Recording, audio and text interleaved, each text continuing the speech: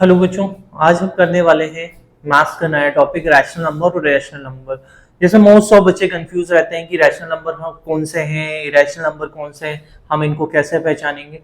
तो मैं आपको आज ये सिखाता हूँ कि इसको आपको कैसे रिकॉग्नाइज करना है। आपको सिंपल याद रखना है कि जो भी नंबर P बाय Q के फॉर्म में लिखे जा सकते हैं वो सारे रैशनल होते हैं, but Q is never equals to 0। तो इसे किस फॉर्म में लिखा जा सकता है? पी वाई क्यू के फॉर्म में लिखा जा सकता है। एक और चीज आपको याद रखना है कि जितने भी नेचुरल नंबर्स होते हैं, नेचुरल नंबर वो सारे ही रैशनल नंबर होंगे। सपोज हमने मान लिया कि हमारे पास 2 है तो 2/1 ये पी वाई क्यू के फॉर्म में हम इसे लिख सकते हैं। सेकेंड, अगर हम देखेंगे होल नंबर, होल नंबर कोई सा भी आप होल नंबर ले लें, 0 से स्टार्ट होता है। अगर हम 0 ले लें तो 0 is also a rational number, क्योंकि 0/1 हम इसे लिख सकते हैं, फॉर्म में लिख सकते हैं। तीसरा, आप इसे इंटीजर, इंटीजर्स आपको मालूम है कौन से नंबर होते हैं। इसमें भी हम कोई सा भी अगर नेगेटिव नंबर ले लेते हैं, -8 ले लेते हैं, -8/1 इसे फॉर्म में लिख सकते हैं। तो ये natural number, whole number, integer सारे ही क्या है? Rational number. अब आ जाता है हमारे पास फोर्थ वन है टर्मिनेटिंग। टर्मिनेटिंग डेसिमल अगर आप देखोगे तो टर्मिनेटिंग डेसिमल है क्या, ये आपको याद रखना है। टर्मिनेटिंग डेसिमल, आपने बहुत बार डेसिमल्स के ऐसे नंबर्स को देखा होगा जो कि क्या हो जाते हैं, कंप्लीटली उसके आगे कंटिन्यूटी में कोई भी नंबर नहीं चल रहा होता है। सपोज मैं आपको एक एग्जांपल लिख के बता देता हूं। मैंने लिखा 1.25, अब यहाँ पे देखा डेसिमल के बाद 25 आ गया, इसके आगे और कोई भी नंबर हमें नहीं दिख रहा है, मतलब ये पूरी तरह से एंड हो चुका है। तो इस तरह के नंबर जो पूरी तरह से कंप्लीटली डिविजिबल होकर बनते हैं वो सारे टर्मिनेटिंग डेसिमल के अंदर आ जाते हैं। अब इसमें एक वर्ड और दिख रहा होगा, नॉन टर्मिनेटिंग रिपीटिंग। तो यहां पर अगर आप देखोगे कि नॉन टर्मिनेटिंग, टर्मिनेटिंग रिपीटिंग क्या होता है। अब यहां पर आप अगर रिपीटिंग देखोगे तो रिपीटिंग का मतलब आपने देखा होगा कि कोई भी नंबर जो है एंड ही नहीं हो रहा है, एंडलेस है, और नंबर्स रिपीट होने लगे डिवाइड करने के बाद। सपोज अगर आप यहां पे लिख सकते हो, जैसे आप देखोगे 1.666, ये 6 जो है रिपीट होता जा रहा है, तो इसे दूसरे तरीके से हम क्या लिख सकते हैं, इसे लिख सकते हैं 1.6 बार। तो जिस तरीके से जो भी नंबर रिपीटेटिव होते हैं उनको हम क्या बोल सकते हैं, नॉन टर्मिनेटिंग रिपीटिंग।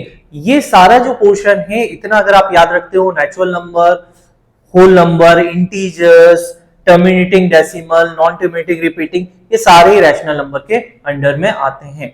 सिंपली अगर हम अब इरेशनल नंबर पे आ जाए तो इरेशनल नंबर हमको क्या बता रहा है।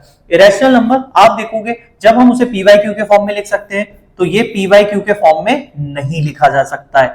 और सिंपल थिंग कि q is never equals to 0। तो जिनको भी हम पी वाई क्यू के फॉर्म में नहीं लिख सकते हैं वो सारे ही इरेशनल नंबर होते हैं। तो इरेशनल का बहुत कम कैटेगरी अगर आप देखोगे, इसमें अगर आपको फर्स्ट पॉइंट ही अगर याद रखना है तो आपको याद रखना है नॉन परफेक्ट स्क्वायर। क्या याद रखना है? Non perfect square root. Non perfect square root, suppose आपने देखा कि आपके पास कोई वैल्यू है √2, तो √2 क्या है? नॉन परफेक्ट है। √5 नॉन परफेक्ट है। इसमें परफेक्ट जो भी होते हैं वो आ जाते हैं। परफेक्ट मतलब आपको दिया है, मान लो यहां पे अगर हम देखेंगे कि परफेक्ट स्क्वायर रूट क्या होते हैं, इनको भी आप लिख लीजिए, perfect square roots. Perfect square root आपने लिखा 25, 25 का रूट क्या होता है? 25 का रूट होता है 5। अब यहां पे हमने देखा कि ये नॉन परफेक्ट स्क्वायर रूट जितने भी आएंगे वो सारे किसके अंडर में आएंगे? ये रैशनल के अंदर आएंगे। दूसरा आपको याद रखना है कि पाई एक वैल्यू होती है, ये भी क्या होता है? इरेशनल होता है, क्योंकि ये एंडलेस वैल्यू है, नॉन रिपीटिंग। अब इसके बाद अगर इसमें थर्ड पॉइंट देखेंगे तो थर्ड पॉइंट है नॉन टर्मिनेटिंग, नॉन रिपीटिंग।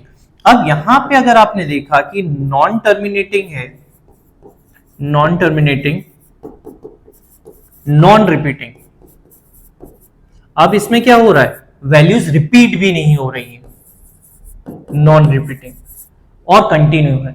यहां पर अगर आप देखोगे, फॉर एग्जांपल के लिए आप ले लो, आपने वैल्यू ले ली 1.01, देन 001, 0001। अब आप यहां पर देख रहे हो कि यहां सिंगल जीरो था, फिर डबल जीरो हो गए, 3 जीरो हो गए, ऐसे बढ़ते जाएंगे। तो ये वैल्यू क्या हो रही है? एंडलेस वैल्यू है, इसमें रिपीट नहीं हो रहा। इतने छोटे से पॉइंट्स को अगर आप याद रख लेते हैं अच्छे से, तो आप बहुत इजीली नंबर्स को रिकॉग्नाइज कर पाएंगे कि आपको जो भी गिवन नंबर दिया है विच इज इरेशनल और रैशनल। क्लियर? अगर इस टॉपिक में के क्वेश्चंस आप देखिए आपकी बुक में दिए होंगे एनसीईआरटी के, आप आराम से उनको करके देख सकते हैं, सॉल्व कर सकते हैं। तो ये दोनों फॉर्मेट को आपको याद रखना है, जो भी चीजें इसमें बताई गई हैं तो आप इजीली रिकॉग्नाइज कर पाएंगे, और ये प्रैक्टिस से ही आएगा। अगर आप इसको एक बार नोट कर लेंगे, अपनी कॉपी में लिख के देख लेंगे, तो आपका वन टाइम में ही ये टॉपिक क्लियर हो जाएगा और आप कोई भी नंबर इजीली रिकॉग्नाइज कर पाओगे। ठीक है, मिलते हैं नेक्स्ट वीडियो में। Thank you so much. I'm falling. Tell me why